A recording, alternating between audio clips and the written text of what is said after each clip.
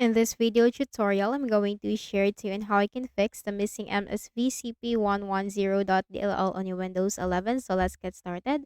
The first thing that we need to do is to check for the system type of our Windows. So go to the Windows search bar and type system info. Click on it under the best match. So here you'll find the system type. Okay. So in the system type, we need to open any of the browser. And then in the browser, simply search for msvcp110.dll download. Okay, click on it in the first result. Scroll down and then you'll find the download link depending on the architecture or the system type. So we are a 64-bit as we have checked earlier.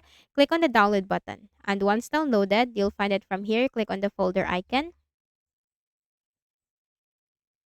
Wait for this to load. And then right click on that folder, select extract all. Click on extract.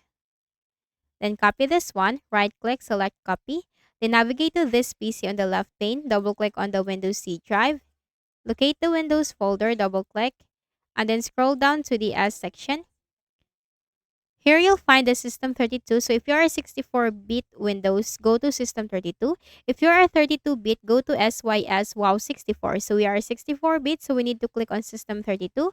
Right click and then select Paste.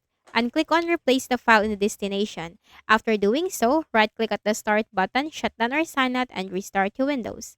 The next thing that we can do is to open any of the browser that we have. So again, open like Google Chrome and type Visual C++ Redistributable. Click on it. On the first result, scroll down and click the link that is corresponding to the architecture or the system type of your Windows. So we are 64-bit. Click the link for that and then simply install the Visual Studio or Visual C++ Redistributable into your Windows. Okay? And that's it. And I hope this video helped you. Kindly please do not forget to hit the like button and subscribe to this YouTube channel. Thank you for watching the video.